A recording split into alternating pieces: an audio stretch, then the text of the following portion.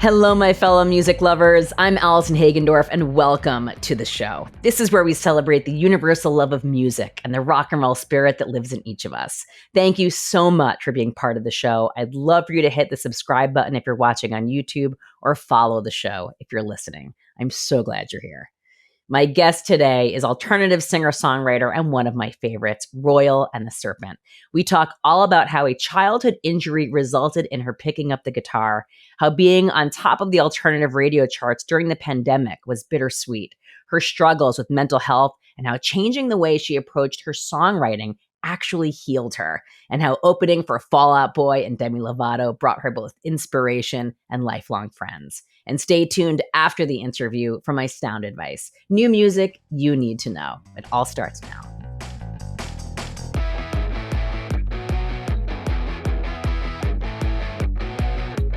I just want to start by congratulating you on Rat Trap 4. Thank you. The Bird In. Thank you. As you know, I have been following your music since like 2017. Forever. Like from You've the been beginning. like my first supporter. Oh, I do remember when I first learned of you, how enamored I was. Thank you. I knew that you were doing something very unique and interesting and artful, really you. artful. And I feel grateful that I have been able to be part of your journey and support you and your art. Thank you. You've been incredible. You really were like one of the first people to, I feel like, put me on kind of and like give me a little bit of a platform and show people my work. And I forever am grateful for that. So thank you.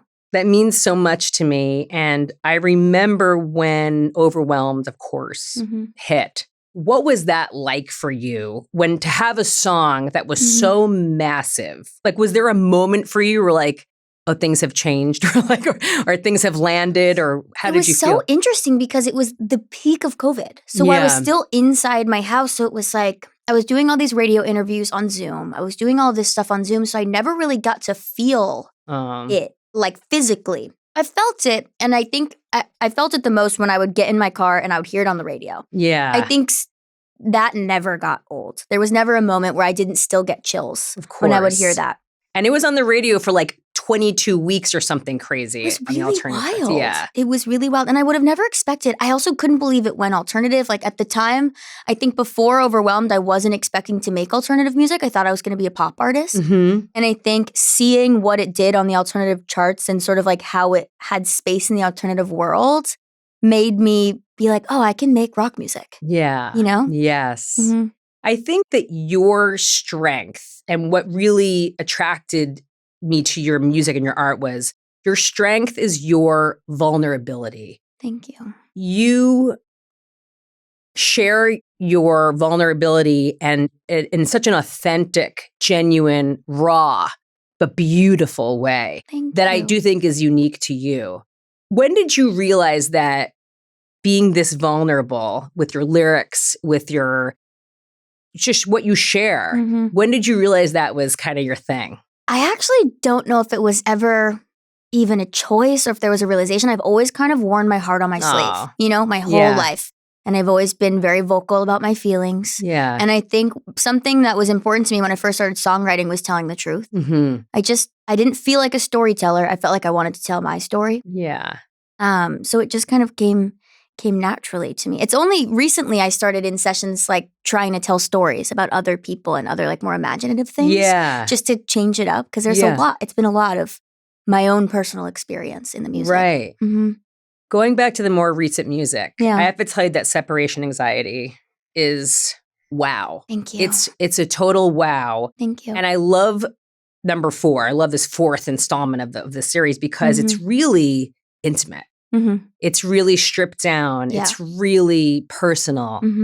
Your voice, it's textured. I feel like I'm there with you. Yeah. And then the video. The video was so We have fun. to talk about the video. Yeah. It's magnificent. Thank you. Thank you. I haven't danced or done ballet probably in maybe 15 years now.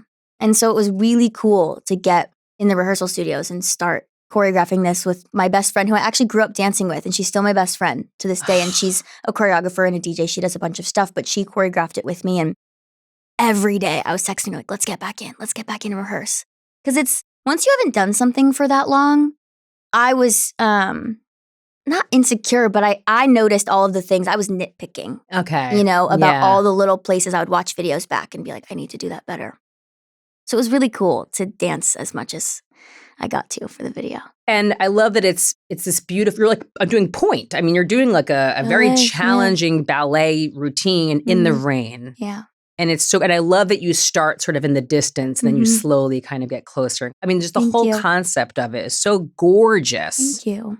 You are an artist. You know, the word gets thrown around a lot. Just because someone has music out doesn't mean they're necessarily an artist. Right. Yeah. But you are an artist. Thank you. And that video, I'm like, yes. Thanks. I think I just love so much more than just the music. I love a lot of things a lot creatively. Yeah. And music is just a very small part of that, but it also gives me this catalyst and this ability to do all these other things, which I really appreciate. I'm very grateful that this is the career path I chose for that reason, so I can do so many other things. Because you grew up competitive dancing for years. Tell me more. When did you start dancing? Oh, when I was maybe 4 or 5 years Wow. old. Yeah, so it was my whole childhood. And it wasn't until I got very severely injured that I stopped. And then I got a guitar for Christmas that year, and the rest is kind of history. But oh my God. Yeah. Which Talk about a silver lining from an injury. Totally. Yeah, it was really hard at the time because I couldn't dance. It was almost a year that I was out injured. I shattered both of my heel plates. Ugh. Like completely. It was, That's excruciating and traumatizing. Totally. Especially I finished the rest of the show too. 14. Oh. I know. I was in such shock that I finished the whole rest of the show. And I walked into the doctor's office the next day. They x-rayed me and they were like, how did you walk in here? Wow. Yeah. The adrenaline was going. Totally. Well, you're a performer. See, that's what it comes down to. You're a performer. Well, and it's taught me a lot about what I do now. Yeah. You know, growing up in that, it was sort of, if you messed up, you couldn't show it on your face. You have to sort of handle yourself a very specific way. And I think that's taught me a lot about performing today. Yeah. Oh my God, that's crazy. So then you picked up the guitar. What inspired you to pick up the guitar? My mom and dad bought me one for Christmas. I think I always grew up in sort of a musical household. My pop-up was a multi-instrumentalist. Oh. He was incredible. And so I think they thought maybe I'd like it. And they just got one for me. And I did like it a lot. I would hide in my room all the time and just learn how to play songs and write songs. And oh, that's amazing. Yeah. Now, you had started writing even so young. It wasn't like you were just playing covers or learning how to play songs. You were actually writing from such a young age. Because I loved poetry at a young age. I was writing poetry before I even got my first guitar. My mom was a poet when she was younger. So I remember sort of getting that from her. And I would just write poems and then put them over music. Yeah. But I didn't really think much of it, though. It was just one of the hobbies I had. It wasn't like I thought I'm going to be a musical artist someday. You know, it just came natural to you. I just liked it. It was fun. There was a lot of things I liked. I liked to paint, which I still do. Yeah. But it's just not my career path. Right. Yeah. Well, but you're a creative. You're an artist. Yeah. What were you listening to? I was thinking about this actually on the way here because I was thinking that we would talk about sort of my influences. Yeah. And I was, I didn't listen to a ton of rock music growing up. That's like a newer thing for me. I listened to a lot of pop. A lot of just what was sort of hot and on the radio at the time. Because I think growing up in dance, you're always dancing to the songs that are popular at the time. And I was also really into like musical theater. Yeah. So I listened to a lot of Broadway stuff. I love Broadway. Yeah. I grew up around Broadway. My grandfather actually worked in New York City in like a box office. Wow. Like, what shows did you love, or what sort of like? Rent is my favorite. Yeah, Rent. I can't not be my favorite. Incredible. You know? Yeah. I think I saw Jersey Boys like 3 times. So good. I love that one. I saw Les Mis like 4 times. I love Les Mis. I love Les Mis. I love Broadway. I really do. It's so good. It's I want so to someday put on a production of Rent. That's a big goal of mine. Wow. Because I've always wanted to play Mimi in Rent. It's like my dream. So I think someday I'll have to do something with that. I could see you doing that, actually. It makes sense to me with your theatrical background. Because like I said before, you are a performer. You really are. Talk to me about, you picked up the guitar, you were writing. What brought you from New Jersey to LA? Not music at first. I turned 18. I had gotten into a bunch of universities that I was not very excited about. And I thought that was very strange because I thought university was what everybody did. And I was just joking around with one of my best friends at the time, trying to figure out what I was going to do after high school. And she suggested I move to LA. And I thought she was kidding, which she was, but I also thought it was kind of a brilliant idea. Right. I had never even been here before. And I just went downstairs. I told my parents, I think I'm going to move to LA. And they were like, cool, let's do it. Awesome. Let's get you out there. So I went to art school for a little bit when I first moved out here. And then I started working in restaurants, actually. And I thought that I had made it because I was making so much money. And this 18-year-old kid working in a restaurant. In LA. In LA. I thought, I was like, you did it. I've got it in the bag. Right. I'm making so much money. This is awesome. Yeah. And it wasn't until somebody I was bartending with heard me sing. We had become friends. He liked my voice. I played him a song that I had written. And he was like, I should manage you. It'll be really fun. Let's do it. And he's still my manager to this day. Unbelievable. Yeah, we just kind of built the whole thing from the ground up.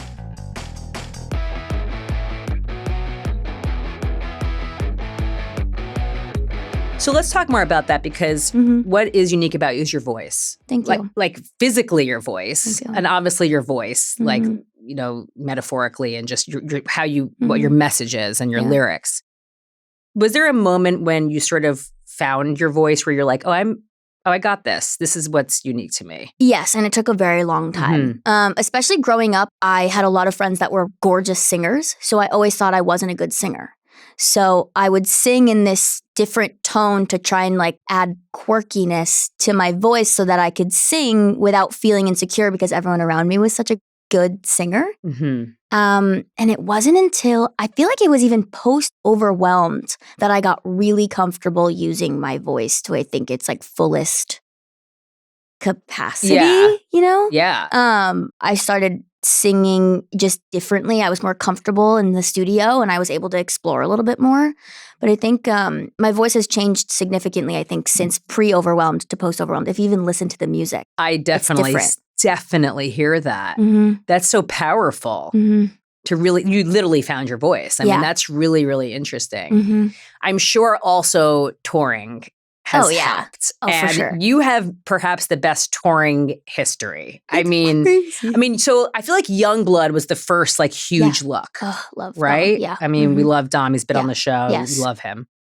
What was that like? Touring with Youngblood? That was so cool. I mean, it was obviously virtual, which was very interesting. But I still remember the feeling when my team called me and told me that I had been offered it because he has always been my favorite. He's so incredible. I love what he does. So I remember screaming on the phone, and I cried, and it was really cool. I mean, we didn't actually interact because he shot all of his stuff overseas, and we shot all of our stuff here. So there wasn't much physical interaction because we were all still locked, inside. But it was still so special, and I think I gained a lot of his community that he's built. Are some of the most welcoming fans I think of anyone that's built something. And to this day, I still think that I have a lot of my first fans from that tour. That's beautiful, and they're so sweet. Yeah. Dom also has a really good ear and he really knows talent and he really cares about supporting important artists. Yeah. So when I first learned that he was going to be offering that to you, I was like, yes, of course. He's That's incredible. perfect. Yeah. And then what about Grandson, Paris? I mean, Demi Lovato. So cool. How awesome. Talk to me a little bit about Grandson. He's been a guest on the show. I love Jordan so much. He's a very dear friend of mine. And I also was a fan for so long. When I signed to my label, I found out that my A&R had the same A&R as me. Right. And I remember getting starstruck just to be in the room. And when she finally introduced me to him, I remember being so, nervous because I was a fan. So it was really cool that over the course of the year or so that we had known each other, that we had become friends. And when he asked me to go on that tour, it was just, wow, what a special time. He's so special. Yeah. And I feel like the Demi Lovato tour was even next level. And you guys really formed a relationship and you collaborated. Tell me more about that dynamic and what that was like. Oh my gosh, so cool. Again, all these people that I just idolized as a kid, Yeah. I loved her growing up. Yeah. And when I got that call to go and write on the album that she was making, I freaked out. I remember I tried to cancel the session because I was so nervous. I thought I was going to puke. I was so scared. And we ended up just really hitting it off, and I think she could sense that I just genuinely cared about her from the start. Mm-hmm. And we started a friendship. Yeah. And it was really special. And she was always, I remember I was on the Grandson tour and we were already friends at that point. And I was going through a tough time actually mentally when I was on the Grandson tour. And she was— what was going on for you? I was struggling with depression at that time, pretty badly. There were like maybe a 6-month period, and the Grandson tour fell in that period that I was really struggling with my mental health.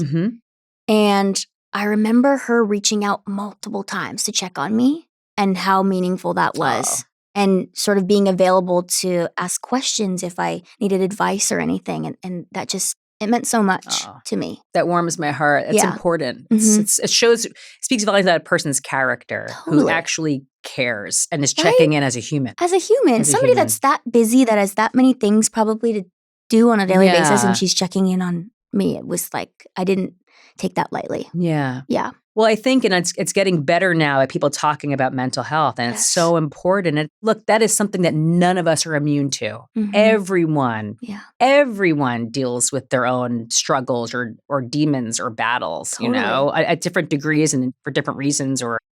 But it's what makes us human. Yeah. And you have been vocal about it, and I commend you for that, because it does take bravery and strength to share something personal like that. Yeah. Yeah. Yeah. But music, it seems like, is your therapy. Absolutely. Is your medicine. Yeah, of course. I mean, has it really been medicinal for you? Like, for example, being on tour, which is, and Jordan's talked about this, like if you're dealing with mental health issues or depression and you're touring. Yeah. I mean, first of all, touring is grueling, physically exhausting, it's emotionally grueling. Yeah. And then on top of that, to be battling. Yeah. Wow. That's a lot. How did you get yourself up? How do you pick yourself up and get on stage night after night when you are struggling? I think when it's happening and when I'm in the thick of it, the support of the people around me means a lot. I had a lot of people around me on that tour specifically that were very uplifting, and I'm very grateful for. The other group, Oxymorons, that were with us. Oh, I love Oxymorons. What? Oh my God, I love them. Best energy. And they lifted me up, I swear, every night, and made me feel like I could do it when I thought that I couldn't. And speaking just of music sort of being the medicine, it wasn't until after that tour that I started getting in the studio wanting to talk about different things in my writing, because I felt like so much of my music at that time was centered around my mental health and my depression and not feeling good about myself, which is important to say, speaking of vulnerability, but I started writing about wanting to be happy and find happiness, and it healed me. Yeah. Yeah. Words are so powerful. They are so powerful. They're so powerful. What you say is what you believe, and it's that mind-body connection. It's like manifestation. Exactly. And if I'm getting up on stage every night and a lyric in one of my choruses is I hate myself, right? What am I going to do? At the end of the night, I'm probably going to hate myself. And so I really started thinking about also how I'm affecting the people that are listening to my music, that are singing these lyrics back to themselves in the car. Wow. And I didn't want to make people feel poorly. And so I think it's changed my writing style a lot since I had that realization. Wow. And I think that I've manifested my own happiness through writing about it. Oh my God, that is so powerful. I think that also being surrounded by people who lift you up and feeling supported. I mean, you are in a relationship. Yeah. You guys have been together now, what, for like 2 years? 2 years. Oh, it's beautiful. Talk to me about your dynamic, the two of you. Wow. Right now, not right now, but it's grown to be so remarkable. Oh. And it really is, it's interesting because you hear, it takes work. And I never really understood what that meant when I was younger and in other relationships, because I never wanted to put in that work. Yeah. And it has taken work. At about the 1.5 year mark, I remember us going through a little bit of a tough time. It's tough to be both touring musicians. Yeah, that is hard. It's not easy. You don't get to see each other a lot. But we really worked through it. And I feel now that we've come out so much stronger than we even were I thought the honeymoon phase was like it. This is it. This is what I want to feel like forever. Mm-hmm. And now I'm learning that there's just a depth of love that you grow over time that just actually increases. Sure does. Yeah, you know? It really does. You feel like that? Oh, I know it for a fact. Yeah. I feel like the honeymoon phase is fun, you know? And it's very primal and it's like, it's a blast. But really, the real love is from facing obstacles. It's from overcoming things together. Yeah. I think what's like the famous quote, it's like, love is not gazing into each other's eyes, but it's like gazing at the same thing in the distance, like together. You know, it's just like, if you both are looking in the future and want the same things at the same time, like that's the beauty of it. Totally. And that's what's exciting. And then you add kids into the mix, and that's like a whole other thing. Oh my gosh. I can't wait for that someday. Oh, that's beautiful. Someday. So you know you want that? Yeah. We talk about it sometimes. You do? We do. Yeah, which is weird. Wow. We both need a lot of time Of before course, we're ready, but we fantasize. Communication is key. Just being communicative and open about everything. But that's beautiful that you guys talk about it. Yeah.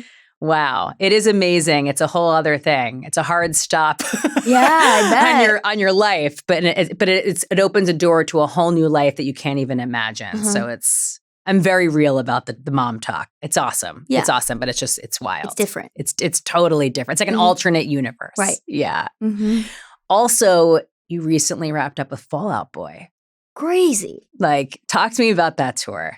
That, I think, was maybe the most fun I've ever had in my life. Amazing. It felt like summer camp. Because when you're opening, and I wasn't even direct support, it was like a band and then me and then Bring Me the Horizon and then them. So the slot is like 30 minutes. There's kind of low pressure. You know, you kind of just wake up, you play your show, and then you have the whole night to like hang out. And I felt, it was like the first time I felt like, oh, this is the rock star life that people are talking about. You know, it was so fun. Like, what were you witnessing? Like, what was happening? We just were goofy. Like, me and my camp of people that were with me, we just were getting goofy and having fun. And like, I'm not a big partier.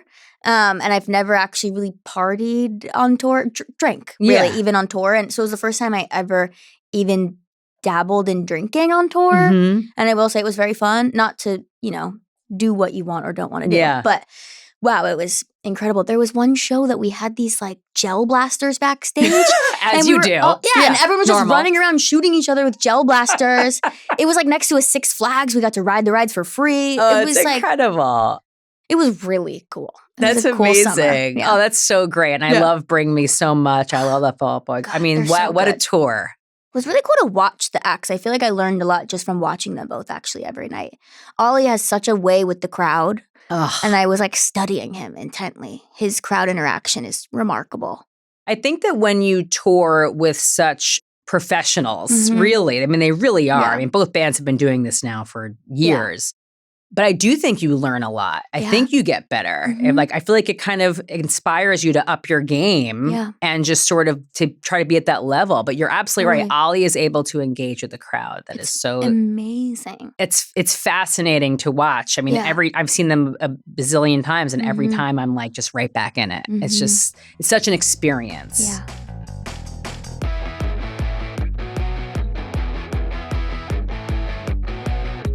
And now, congratulations on your headlining tour. Thank you. Yay. I'm so excited. I just wanted to name all of those artists to really take a moment to show your journey and your path to get to this moment. Wow. What an accomplishment. Thank you. Talk to me about this. Like, what's your headspace like right now? Like 30% terrified, 70% so excited. Right. Okay. And I think the 30% terrified is just, I hope people come to the shows, because I've never done this on my own before. So I hope people show up. Right. Which of course they will. They will. That's a natural, normal fear. Yeah. But I'm so excited. I just can't wait. It's a totally different experience. I've only done a few headline shows really at all. Some LA, some New York. And it's a totally different experience than opening up because when you're opening, I find I'm constantly trying to convince people why they should like me or why they should listen to my music or why they should go home and follow me. Because they're not here for you. They're not here for me. You hope they become fans after tonight, but But there's this like a different sense of effort. And I learned actually on the last tour that I was on that I didn't need to be so what's the word I'm looking for? Like desperate Yeah. on stage. I had this desperation that I think was sort of coming through because I wanted so badly to take fans away at these big shows. And what I'm really excited for is to just get to go out and be with my people. Yeah. You know? That's amazing. It's This my community. community. It's Mhm. your community. Yeah. As an artist, I would feel like for me that's like success, that you have built a community who just love you And they're so and love sweet. your art. They're so loyal. They're so sweet and they're so wonderful. We have this Discord that is fan built and fan run. And when I announced the tour, the admins in the Discord made a different chat room for each city so people could go and meet people if they were going to a show alone and like see what people are doing in these cities and go to the shows together and make friends. And that's so special. That's so beautiful. Yeah. And I love people who go to shows alone. I talk about it all the time. I love those people. Yeah. They're my people. Yeah. I love that. I've gone to so many shows alone. Yeah. Because the music's the connection. And then you find your people at the show. Mhm. And so many people have made like lifelong friends from connecting at a show. It's remarkable. I actually met the Discord the people that made my Discord I met on the Grandson tour. And they were Grandson fans. Mm-hmm. See, it's a beautiful, it's the community. It's like an ecosystem of love and music. It really is. It is. How are you gearing up for this? Yeah. Well, I actually don't have a ton of time because I leave to go to Milan in 2 weeks. Mm-hmm. And then I have my first London headline, which I'm so excited about. Sold out in, I think, a day. I mean, it's which amazing. is crazy. Mm-hmm. And that will be good preparation, I suppose. Yes. And then I'm back and we rehearse and then I leave. So it's like, I think I'm going to take a break maybe from putting so much music out just so I can focus on the live. Yeah. Because I've put a lot of music out now in the past few months. Yeah, you have. Yeah. I love the idea that you did with the 4 installments. What sort of inspired that? It was my manager's idea. Mm-hmm. I wanted to make an album, but we didn't have time because I had all of this touring and stuff. Places I needed to be elsewhere and focus on other things. And he has done it similarly with a few of his other artists where they do like little tapes that have multiple songs on them. So he asked me if I wanted to do something along those lines and sort of gave me the creative freedom to do what I wanted with it. But I think we'll continue probably in the new year and do more installments. I love it because you just get to like look forward to more music and more music. But I like your thinking of I need to focus on the show and we'll do music when I'm ready. Yeah, and I'm still writing, Yeah. I'm going to a session after this. What's your process like? I usually just show up wherever's on my schedule for the day. Usually it's with people I know, which is lovely. I work with some incredible collaborators and we just vibe. I'll like come in with maybe an idea and we usually just write and cut a demo that day. And then it sits in a folder until I'm ready to finish it and put it out. That's so great. And what about writing for other people? I do it less often, but I do enjoy it, especially when it's somebody really cool. Right. Which I do have the opportunity of doing sometimes. But it's less often, especially now with how often I'm gone. I feel like I have to spend the time here writing music for me. Mm-hmm. Because otherwise there'd be no time to do it. Right. Really, the goal, I think, is to get to a place where while I'm touring, I can have a producer on the road with me. Mm-hmm. But we need a bus for that. Yes. Goals. Yeah. Someday. Who would be like a dream collaboration for you? Oh, like an artist? Yeah. Hilariously, Skrillex. I've always wanted to do a song with. Absolutely. I've always wanted him to produce something for me. He's so talented. Wow. He's so multi-talented. Oh my gosh. Yeah. Yeah.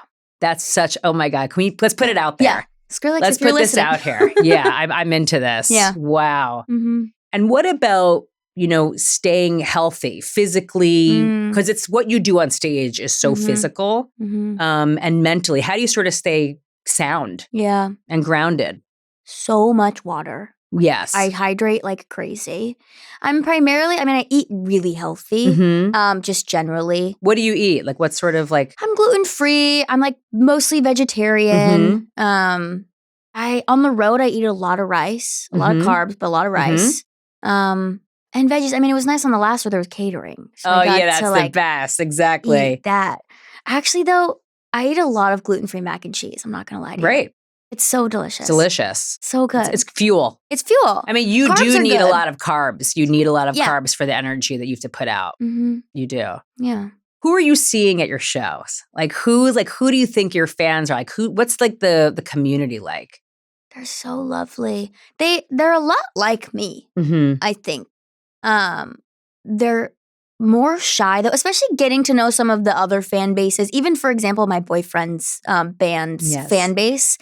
We compare a lot. There's a lot of crossover, but his fans are a lot more like out there and vocal and sort of like in your face, whereas mine are a little bit more reserved and kind of shy.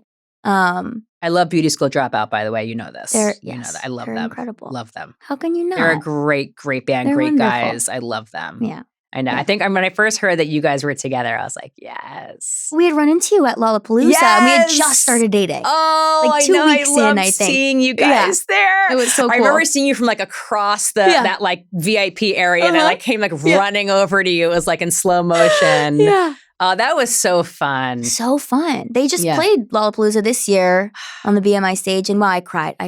Oh my gosh, they crushed it. They're so good. They're so good. But even like at their shows, I feel like their fans sing louder, whereas mine, I do these like acoustic shows I did on the last tour, and my fans, they sing, but they're just so quiet. Yeah. They're so much more reserved. It's more vulnerable. Yes. More of a fragility. It's so funny because you didn't even start as being like alternative or even want to call it a label, but to me, you're like the epitome of alternative in the best possible way. It's like what I love. Like I love alternative music. First of all, alternative is like an ambiguous, open-ended term. It means something totally different to everyone. But for me, it just means artful. And you just have this edge and this like bite to you without trying to. Thank you. It's like this innate edge, and that's what I think alternative is. So I just love what you're doing. What would be sort of like the definition for success for you as an artist? As an artist, what do you hope to achieve and set out to get to as a milestone? Such an interesting question. Because I try so hard to measure success just based off of my previous accomplishments. I think that keeps me staying grateful and not chasing. Right. But ideally, I mean, I'd love to be able to sell out really massive tours on my own. Like I want to play stadiums. I'm not going to lie. Of course. That's a huge dream of mine. Of course. And I hope that someday I can do it. And there's so many other avenues of things, like I'm starting this clothing brand with my boyfriend, and I'm really excited to get that off the ground. And I think as an artist, doing that is also another medium that I really, really enjoy. And I hope that becomes successful. And I don't know. Yeah. Interesting question. You're a creative person. So I see you dabbling or so many different endeavors and different angles and arenas. I see that for you. I see you being just a creative. Yeah. What sort of obstacles have you overcome that makes you the most proud? Honestly, my mental health, definitely. I am very proud that I wake up daily happy now, because there was a period of time where I wasn't sure if that was ever going to be possible for me again. And I don't know how I got so far gone. But I think, we as a world, we all went through something really traumatic with the pandemic. And I think it just was a tough time. Yeah. And now waking up and being excited about what I do and what I get to do every day instead of, the opposite. Yeah. Is something I'm incredibly proud of. Yeah. That's success. That is success. Yeah, I'm happy. Happiness is success. Is success, And I have realized lately, actually, because I think there's a lot of times where I fear the future, that I won't succeed in the ways that I want to for my career. But I have very recently come to the realization that I am so happy with who I am that no matter what happens with my career, I'll still be happy. And that I'm also proud of. You've won. Yeah. You have won because that's it. Like that is it. Thank you. All of the other things, they're external, right? Which we don't really have control over. But we can control what makes us happy genuinely. Yeah. So that to wake up and to be excited about your day and to be on Mhm. this earth and to be alive, like that is it. Yeah. I'm happy for you. Thank you. And I'm happy for how far you've come. Thank you. What do you think it was that sort of made that switch? Or was it just sort of a journey? Or was it a mindset? It was definitely a mindset switch. I Mhm. remember being so fed up with feeling the way that I was, that I Mhm. knew I had to make changes. One of the biggest changes was changing what I was talking about in my Right. music. And just the voice in my head, really rewriting that story that I was telling myself in my head. And then over time, one day after another, the joy sort of starts to pile up and you turn around and you're happy. Oh, I You love know? that. Yeah. We are the authors of our own stories. Totally. I always think whenever I feel overwhelmed, that's not a pun for your song. Whenever I feel overwhelmed, I always say, okay, like what can I control? Like what am I grateful for? Because I always say I'm grateful Yeah. for the things that I have and that I don't have. Yes. It's like for Totally. me, like my grounding force is gratitude. Just like if I'm overwhelmed, Yes. oh my God, I'm so stressed. I can't do this. I can't do this. But it's like, what can I do? I'm healthy. Mhm. I'm happy. I have a family. It's Yes. like for me, that's the yeah. most powerful thing I can do. Gratitude is everything. It is absolutely everything. everything. If you don't have gratitude, don't really have anything. It's true. Because you're not appreciating what you do have. Absolutely. Yeah. I And it know. multiplies on itself. It 100%, because it's an energy. Mhm. All right, let's do deep cuts. Okay. Name a song, album, or artist that changed your life. Okay. Donna Missel. Grew up very close to her. I was very close with her younger sisters. In New Jersey. In New Jersey. Yeah. And from the day I met her, I just wanted to be as cool as she was. Aw. And write music like she did. Because I was a very young teenager at the time. And then watching her journey was really inspiring to me when I started trying to do music professionally. I remember going to a show she played at school night. This was so many years ago, probably 10 years ago now at this point. And watching her, she was barefoot, had this dress on, and she was just singing her ass off. And I remember thinking, I wasn't making music yet at the time, but I remember thinking that's what I want to do with my life. That's awesome. Yeah. What was the first concert that changed you? Ooh, the first concert that changed me. I don't know about the first, but I do know that I saw Cage the Elephant. God, do I love that. Years ago. And it changed me forever. I agree. Forever. I agree. Wow. They are I tried to sign them back in the day. I love Cage the Elephant. What an incredible band. A great live band. Oh my God. Yeah. Wow. Yeah, wow. I want to do that. Yeah. Oh my, what a great reference. I love you for that. That's so great. What's a song you wish you wrote? Smells Like Teen Spirit. Oh, yeah. I'm not to be like. I love that you love Nirvana. That makes me so happy. I love them so much. I know. I love them. Yeah. I hear a lot of really good early 90s alternative in your music. Thank you. I do. I hear a you. lot of it. It makes me really happy. Thank you. What is it about Nirvana that resonates with you? I've just always gravitated like a moth to a flame to Yeah. Kurt Cobain. I don't know why. I don't know what I must have seen something at a young age and just thought, that's it. Yeah. And the music just speaks to me. Mhm. I think he's such a poet. He's a poet. And it's so abstract and interesting. His word choices. He So also was inspiring. very progressive, Mhm. also in the message of his Mhm. lyrics, Yeah. just like you. Actually, Thank let's you. talk about that. Mm. You have used your music as anthems. You actually Safe Place for Youth, the Ally Coalition, and you've Yes. been really involved. Tell me a little bit about your work. Yeah, I mean, Yeah. I try. One of the first things that was very important to me when I set out to become a musician was building a platform so I could give back. Mm-hmm. Because I think what's the point if we're not sharing what we have with everybody? And I don't know, I try my best. I also have like a wonderful team that is incredible at putting things in front of me. Mm-hmm. And they were who connected me with Safe Place for Youth and the Ally Coalition. And we really try. I mean, anytime I even do a merch drop, I'm always trying to convince my team to donate 100% of the profits. Aw. And everyone's like, Ryan, you need to make some money. I'm like, no, give it away. Give it all away. Oh, Yeah. you're a beautiful being. What's your favorite movie? Donnie Darko. Amazing. Hands down. Oh, it's such a good so choice. Good. Yeah. Such a What's good your choice. favorite movie?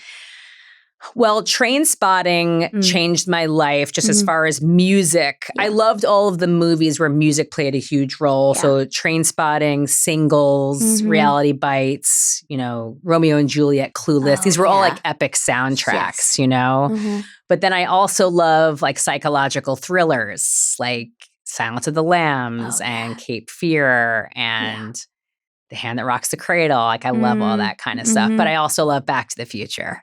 Oh, so good. Like a huge classic. And I love Back to the Future 2 is like my favorite. 2 is my favorite. Yeah. It's so good. Yeah. Those are sort of my like categories, Yeah. Yeah. I love that. What is your favorite meal or cuisine? Probably sushi. Yes. Yeah. Which I don't even eat fish, so it's hilarious that I say that. But you can still do amazing vegetable rolls. Yeah, exactly. Yeah, I just love it. I love rice. Yes. I could live off of, if I could only eat one food for the rest of my life, it would be rice. And it's just like white rice, just like plain rice. Any rice, plain rice. I'll put salt on it. Great. Really? You just eat with not even sauce? I mean, maybe a little soy sauce if I have it. Wow, you would eat just plain white rice. I love it. I do on tour. I get the bags and I just heat up the bag and I eat the rice. I'm a plain girly when it comes to food. I'm not gonna lie. I'm a pretty picky eater. Okay. It doesn't get more plain than just plain white rice. So I got to hand it to you. I know. I'll eat like a boiled potato right out of the I actually do love that. Yeah. I do love that as well. If you were not a musician, what would you be? I think a director. Wow. What kind of director? Movies? Okay. Yeah. I would, ideally, if this was a fantasy world, yes. Feature films. That's really, do you have a favorite director? Probably Quentin Tarantino. No, that sounds so. No, it's. Or maybe Kubrick. I don't know. That's hard. Yeah. Yeah, but I just think his work is so incredible. Wonderful. I've like tried to like do homages to his stuff in some of my music videos, and I don't know, he just has an eye. Yes, he that's does. So interesting to me. He's such an innovator. Yeah, he's a total innovator, right? Trailblazer. Yeah, in a league of his own. Yeah, I love that. Yeah, I support this. Thank you. What is your most prized possession? Maybe I have this like stuffed animal. It's an elephant, but I called it Monkey since I was a kid. Aw, you still have it? I do. I sleep with it. That's really cute. I love that. Does it go on tour with you? Yes. It does. Yeah. That's really sweet. Thanks. Yeah. Especially when my boyfriend's around. Yeah, I was going to say, what does he think about it? He's like, I don't. When it's like sits next to him in the bed when it's the two of us, but when he's not gone, I cuddle it. Wait, this is amazing, Monkey. The funniest part is that I got it for Christmas when I was like 14 as like a joke. It's not like it was like when you were a baby. No, it wasn't like a baby joke. Like my mom has like a joke, thought it was cute and was like, "Here, Merry Christmas." Yeah. And I was like, I don't want this. And it stuck with me. It stuck with me. You really did want it. I did want it. I had no idea how much I wanted it. Oh my God, this is the best. I'm dying from this. Are there words you live by? Yeah. Everything happens for a reason. Yeah. I do believe that. I'm going to go with that. Yeah, I love that. Yeah. What do you hope to achieve next? I really want to sell out this tour. Yeah. I would love to sell it out. That's just like in the near future. Yeah. That's a goal. I think you will. Thank I'm you. excited for you in this next chapter. I'm so proud of you and happy for you. Thank you. Especially because you have found happiness from within. Yeah. And that's really the dream that we all hope to achieve. Yeah. Oh, I love you, Ryan. I love you too. Thank you so much. So good. I love Royal so much, and I am so happy she's found this intrinsic happiness and grounding force of gratitude. To me, that is the epitome of success. It is now time for my sound advice, new music you need to know on the Allison Hagendorf Show playlist, kicking it off with a new one from today's guest, Royal and the Serpent. We talked all about this video and how she embraced her ballet roots for this gorgeous, artful, choreographed video in the rain. Don't forget to get tickets for her first ever headlining tour, which starts next month. But in the meantime, listen to this beauty, Separation Anxiety. Royal and I talked a lot about her boyfriend Beepus from the band Beauty School Dropout. I'm a huge fan and supporter of these guys. I love their music, and I just love them as individuals. Their new album, Ready to Eat, drops next month, along with their US tour. They put on such a killer live show. They have the best energy. Until then, check out their song, Beautiful Waste. Next up is Hunter Oliveri, who is only 18, but is influenced by the greats of the 90s, like Nirvana, Smashing Pumpkins, Soundgarden, and Weezer. His parents met at Woodstock 99, so I love that he's always been raised around a love for my favorite decade. Hunter has been playing guitar since he was 4, writing songs since he was 13, and he shared with me that this song is about the weird transition from being a teen to an adult, and sometimes just wanting to go back. Check out his latest, Dumb. That's my sound advice this week. Search for the Allison Hagendorf Show playlist wherever you listen to music. Thank you so much, as always, for being part of the Allison Hagendorf Show. New episodes drop every Friday, so make sure you follow and subscribe so you don't miss a thing. You can find the show wherever you listen to podcasts. You can also watch the show on YouTube. I would love to hear from you. So please like, comment, rate, review, whatever you're feeling, and reach out to me on socials at Allie Hagendorf. I would love to connect with you. Let me know who I should interview next and what new music I should feature on my sound advice. Thanks again. I'll see you next week. And remember, you're a rock star.